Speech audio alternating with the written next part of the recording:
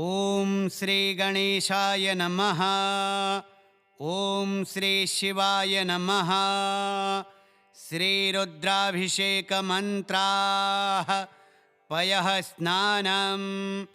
ओम पयः पृथिव्यां पय ओखधिखोपयो दिव्यन्तरिक्षे पयोधाः पयस्वतीः प्रदिशः सन्तो मह्यं कामधेनु समुद्भूतं सर्वेषां जीवनं परं पावनं यज्ञहेतुश्च पयः स्नानाय गृह्यताम्।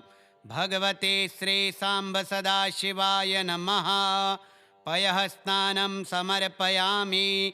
पयः स्नानान्ते शुद्धोदकस्नानं समर्पयामि। शुद्धोदकस्नानान्ते आचमनीयं जलं समर्पयामि। दधिस्नानम्।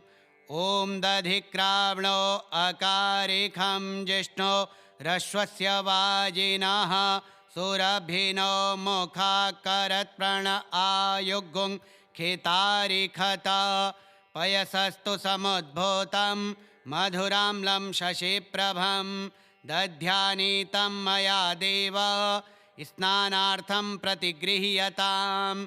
भगवते श्री सांब सदाशिवाय नमः। दधिस्नानं समर्पयामि। दधिस्नानान्ते शुद्धोदकस्नानं समर्पयामि। शुद्धोदकस्नानान्ते आचमनीयं जलं समर्पयामि। घृतस्नानम्। ॐ घृतं मिमिक्षे घृतमस्य जो निघृते श्रेतो घृतं वस्य धाम अनुक्वधमावह मादयस्व स्वाहा कृतं वृषभवक्षे हव्यं नवनीतसमुत्पन्नं सर्वसन्तोषकारकं घृतं तुभ्यं प्रदास्यामि स्नानार्थं प्रतिगृह्यताम्। भगवते श्री सांब सदाशिवाय नमः। घृतस्नानं समर्पयामि। घृतस्नानान्ते शुद्धोदकस्नानं समर्पयामि। शुद्धोदकस्नानान्ते आचमनीयं जलं समर्पयामि। मधुस्नानम्। ॐ मधुवातारितायते मधुक्षरन्ति सिन्धवः माध्वीर्नः सन्तोखधीः मधुनक्तमुतोखसो मधुमत्पार्थिवगुङ्ग्रजः मधुद्यौरस्तु नः पिता मधुमान्नो वनस्पतिर्मधुमा अस्तु सूर्यः माध्वीर्गावो भवन्तु नः। पुष्परेणुसमुत्पन्नं सुस्वादु मधुरं मधु तेजः पुष्टिकरं दिव्यं स्नानार्थं प्रतिगृह्यताम्। भगवते श्री सांब सदाशिवाय नमः। मधुस्नानं समर्पयामि। मधुस्नानान्ते शुद्धोदकस्नानं समर्पयामि। शुद्धोदकस्नानान्ते आचमनीयं जलं समर्पयामि। शर्करास्नानम्। ॐ अपागुंरसमुद्वयसगुं सूर्ये सन्तगुं समाहितम् अपागुंरसस्य यो रसस्तम्भो गृह्णाम्योत्तममुपयाम गृहीतो सेन्द्राय त्वाजुष्टं गृह्णाम्येखते योनिरिन्द्राय त्वाजुष्टतमम् इक्षुसारसमुद्भूतां शर्करां पुष्टिदां शुभां मलापहारिकां दिव्यां स्नानार्थं प्रतिगृह्यताम्। भगवते श्री सांब सदाशिवाय नमः। शर्करास्नानं समर्पयामि। शर्करास्नानान्ते शुद्धोदकस्नानं समर्पयामि। शुद्धोदकस्नानान्ते आचमनीयं जलं समर्पयामि। पञ्चामृतस्नानम्। ॐ पञ्चनद्यः सरस्वतीमपि यन्ति सस्रौतसः सरस्वती तु पञ्चधासो देशे भवसरिता पयोदधिघृतं चैव मधु च शर्करान्वितं पञ्चामृतं मया नीतं स्नानार्थं प्रतिगृह्यतां। भगवते श्रीसाम्ब सदाशिवाय नमः। पञ्चामृतस्नानं समर्पयामि। पञ्चामृतस्नानान्ते शुद्धोदकस्नानं समर्पयामि। शुद्धोदकस्नानान्ते आचमनीयं जलं समर्पयामि। गन्धोदकस्नानम् ॐ अगुंशोनाते अगुंशोः पृच्छतां परुखा परोः गन्धस्ते सोममवतु मदाय रसो अच्युतः। मलयाचलसम्भूता चन्दनेन विमिश्रितम् इदं गन्धोदकस्नानं कुङ्कुमाक्तं नु गृह्यताम्। भगवते श्रीसाम्ब सदाशिवाय नमः। गन्धोदकस्नानं समर्पयामि। गन्धोदकस्नानान्ते आचमनीयं जलं समर्पयामि। गङ्गाजलसमं शुद्धोदकस्नानम् ॐ शुद्धवालः सर्वशुद्धवालो मणिवालस्त आश्विनाः शेताः शेताक्षोरुणस्ते रुद्राय पशुपतये कर्णाजामा अवलिप्ता रौद्रा नभोरूपाः पार्जन्याः। शुद्धं यस्सलिलं दिव्यं गङ्गाजलसमं स्मृतं समर्पितं मया भक्त्या शुद्धस्नानाय गृह्यताम्। भगवते श्रीसाम्ब सदाशिवाय नमः। शुद्धोदकस्नानं समर्पयामि। शुद्धोदकस्नानान्ते आचमनीयं जलं समर्पयामि। महाभिषेकस्नानम् ॐ नमस्ते रुद्रमन्यव उतोत इखवे नमः। बाहुभ्यामुत ते नमः। जाते रुद्रशिवा तनोरघोरा पापकाशिनी तया नस्तन्वा शन्तमया गिरिशन्ताभिचाकशीः। जामिखुं गिरिशन्तहस्ते बिभर्षस्तवे शिवाङ्गिरित्रतां कुरु माहि गुंसीः। पुरुखं जगत शिवेन वचसा त्वा गिरिशाच्छा वदामसि।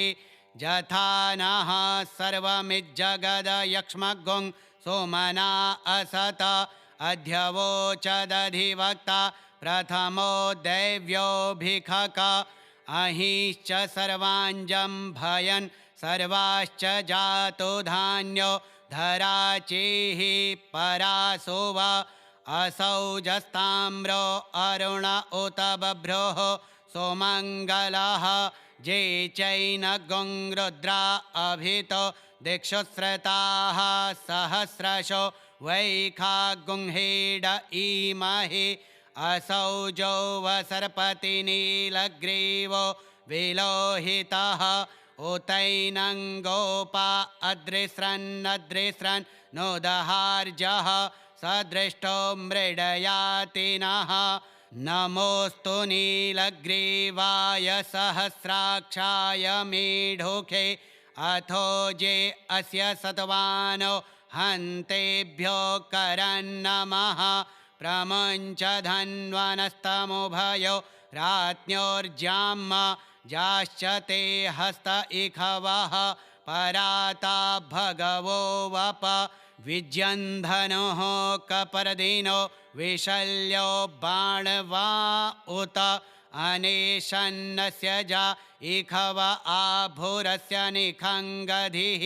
जाते हेतिर्मेढुष्टमहस्ते बभूवते धनुः तयास्मान् विश्वतस्त्वमयक्ष्मया परिभुजा परिते धन्वनो हेतिरस्मान् वृणक्तो विश्वतः। अथो ज इखुधिस्तवारि अस्मिन्निधेहितम् अवतत्य धनुष्ट्वगुं सहस्राक्षशते खुधे निशीर्जशल्यानां मुखा शिवो नः सोमना भव। नमस्त आयुधाय नातताय धृष्णवे उभाभ्यामुत ते नमो बाहुभ्यां तव धन्वने मानो महान्तमुत मानो अर्भकं मान उक्षन्तमुत न उक्षितं मानो वधीः पितरं मोत मातरं मानः प्रियास्तन्वो रुद्ररीरिखः मानस्तोकेतनय मान आयुखिमानो गोखुमानो अश्वेखुरीरिखः मानो वीरान् रुद्रभामिनो वधीरिह विखमन्तः सदमित्वा हवामहे। ॐ नमस्ते रुद्रमन्यव उतोत इखवे नमः बाहुभ्यामुत ते नमः जाते रुद्रशिवा तनूरघोरा पापकाशिनी तया नस्तन्वा शन्तमया गिरिशन्ताभिचाकशीः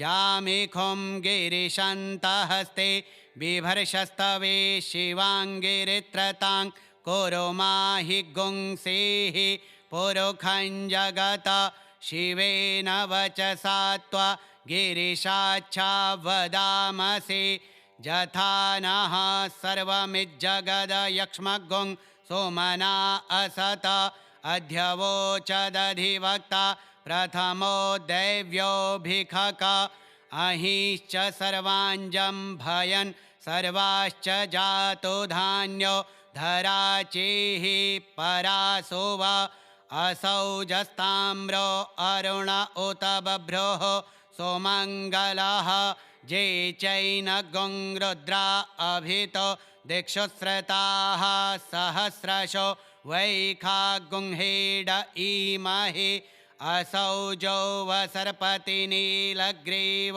विलोहितः उतैनं गोपा अदृश्रन्नदृश्रन् नोदहार्जः सदृष्टो मृडयातिनः नमोऽस्तु नीलग्रीवाय सहस्राक्षाय मीढुखे अथो जे अस्य सत्वानो हन्तेभ्यो करन्नमः प्रमुञ्च धन्वनस्तमुभयो राज्ञोर्जाम जाश्च ते हस्त इखवः पराता भगवो वप विज्यन्धनुः कपर्दिनो विशल्यो बाणवा उत अनेशन्नस्य जा इखव आभुरस्य निखङ्गधिः जाते हेतिर्मेढुष्टमहस्ते बभूवते धनुः तयास्मान् विश्वतस्त्वमयक्ष्मया परिभुज परिते धन्वनो हेतिरस्मान् वृणक्तो विश्वतः अथो ज इखुधिस्तवारे अस्मिन्निधेहितम् अवतत्य धनुष्ट्वगुं सहस्राक्षशते खुधे निशीर्जशल्यानां मुखा शिवो नः सोमना भव नमस्त आयुधाय नातताय धृष्णवे उभाभ्यामुत ते नमो बाहुभ्यां तव धन्वने मानो महान्तमुत मानो अर्भकं मान उक्षन्तमुत न उक्षितं मानो वधीः पितरं मोत मातरं मानः प्रियास्तन्वो रुद्ररीरिखः मानस्तोकेतनय मान आयुखिमानो गोखुमानो अश्वेखुरीरिखः मानो वीरान् रुद्रभामिनो वधीरिह विखमन्तः सदमित्वा हवामहे।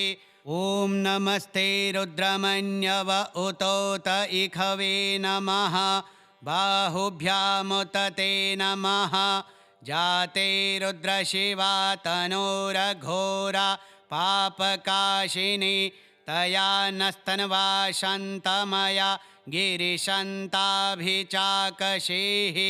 जामिखुं गिरिशन्तहस्ते बिभर्षस्तवे शिवाङ्गिरित्रतां कुरु माहि गुंसीः पुरुखं जगत शिवेन वचसा त्वा गिरिशाच्छा वदामसि यथा नः सर्वमिज्जगद यक्ष्मगुं सोमना असत अध्यवोचदधिवक्ता प्रथमो दैव्योऽभिखक अहिश्च सर्वाञ्जं भयन् सर्वाश्च जातो धान्यो धराचेः परासो वा असौजस्ताम्रो अरुण उत बभ्रोः सोमङ्गलः जे चैनगुं रुद्रा अभितो दिक्षुश्रताः सहस्रशो वैखागुंहेड इमहि असौजो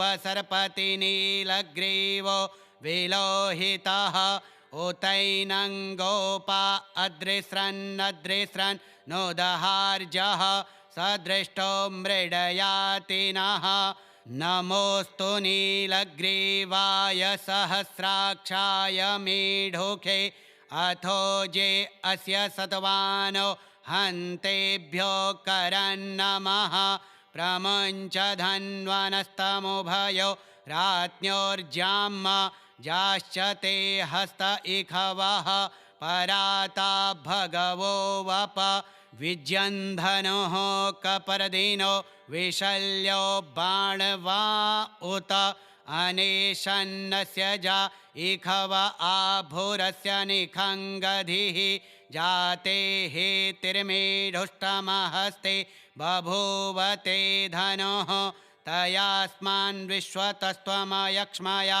परिभुजा परिते धन्वनो हेतिरस्मान् वृणक्तो विश्वतः अथो ज इखुधिस्तवारि अस्मिन्निधेहितं अवतत्य धनुष्ट्वगुं सहस्राक्षशते खुधे निशीर्जशल्यानां मुखा शिवो नः सोमना भव नमस्त आयुधाय नातताय धृष्णवे उभाभ्यामुत ते नमो बाहुभ्यां तव धन्वने मानो महान्तमुत मानो अर्भकं मान उक्षन्तमुत न उक्षितं मानो वधीः पितरं मोत मातरं मानः प्रियास्तन्वो रुद्ररीरिखः मानस्तोकेतनय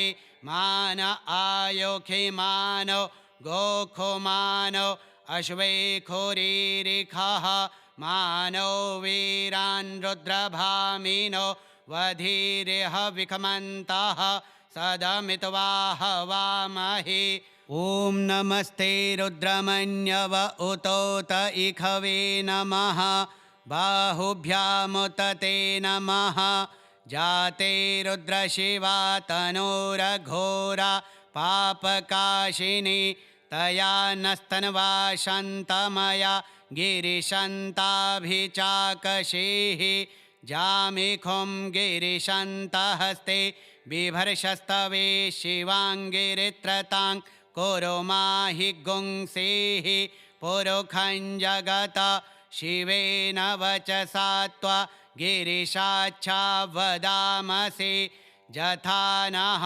सर्वमिज्जगद यक्ष्मगुं सोमना असत अध्यवोचदधिवक्ता प्रथमो दैव्योऽभिखक अहिश्च सर्वाञ्जं भयन् सर्वाश्च जातो धान्यो धराचेः परासो वा असौजस्ताम्रो अरुण उत बभ्रोः सोमङ्गलः जे चैनगुं रुद्रा अभितो दिक्षुश्रताः सहस्रशो वैखागुंहेड इमहि असौजो वसर्पतिनीलग्रीवो विलोहितः उतैनं गोपा अदृश्रन्नदृश्रन् नोदहार्जः सदृष्टो मृडयातिनः नमोऽस्तु नीलग्रीवाय सहस्राक्षाय मीढुखे अथो जे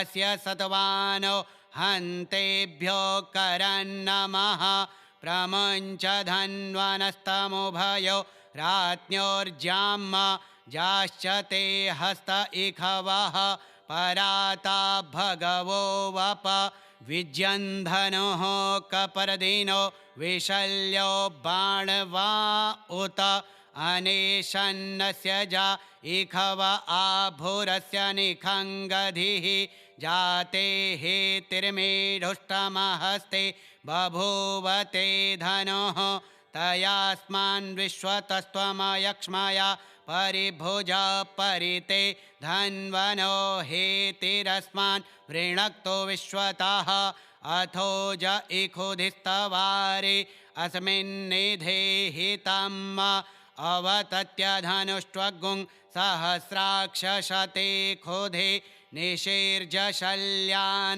मुखा शिवो नः सोमना भव नमस्त आयुधाय नातताय धृष्णवे उभाभ्यामुत ते नमो बाहुभ्यान्तव धन्वने मानो महान्तमुत मानो अर्भकं मान उक्षन्तमुतम न उक्षितं मानो वधीः पितरं मोत मातरं मानः प्रियास्तन्वो रुद्ररीरिखः मानस्तोकेतनय मान आयुखिमानो गोखुमानो अश्वेखुरीरिखः मानो वीरान् रुद्रभामिनो वधीरिह विखमन्तः सदमित्वा हवामहे ॐ नमस्ते रुद्रमन्यव उतोत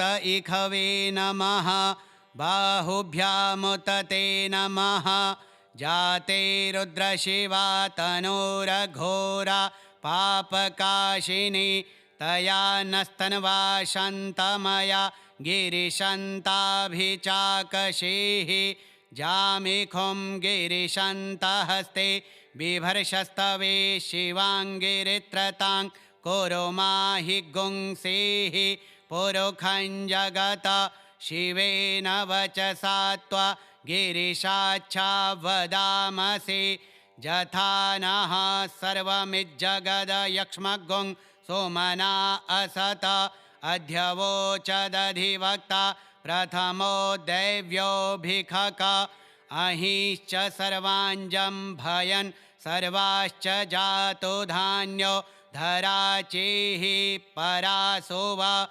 असौजस्ताम्रो अरुण उत बभ्रोः सोमङ्गलः जे चैनगुं रुद्रा अभितो दिक्षुश्रताः सहस्रशो वैखागुंहेड ईमहि असौजो वसर्पतिनीलग्रीवो विलोहितः उतैनं गोपा अदृस्रन्नदृस्रन् नोदहार्जः सदृष्टो मृडयाति नः नमोऽस्तु नीलग्रीवाय सहस्राक्षाय मीढुखे अथो जे अस्य सत्वानो हन्तेभ्यो करन्नमः प्रमुञ्च धन्वनस्तमुभयो राज्ञोर्जाम जाश्च ते हस्त इखवः पराता भगवो वप विज्यन्धनुः कपर्दिनो विशल्यो बाणवा उत अनेशन्नस्य जा इखव आभुरस्य निखङ्गधिः जाते हेतिर्मेढुष्टमहस्ते बभूवते धनुः तयास्मान् विश्वतस्त्वमयक्ष्मया परिभुज परिते धन्वनो हेतिरस्मान् वृणक्तो विश्वतः अथो ज इखुधिस्तवारे अस्मिन्निधेहितम् अवतत्य धनुष्ट्वगुं सहस्राक्षशते खुधे निशीर्जशल्यानां मुखा शिवो नः सोमना भव नमस्त आयुधाय नातताय धृष्णवे उभाभ्यामुत ते नमो बाहुभ्यान्तव धन्वने मानो महान्तमुत मानो अर्भकं मान उक्षन्तमुतम न उक्षितं मानो वधीः पितरं मोतमातरं मानः प्रियास्तन्वो रुद्ररीरिखः मानस्तोकेतनाय मान आयोखिमानो गोखुमानो अश्वेखुरीरिखः मानो वीरान् रुद्रभामिनो वधीरिह विखमन्तः सदमित्वा हवामहे। ॐ शान्तिः ॐ शान्तिः ॐ शान्तिः। श्री सदाशिवार्पणमस्तु।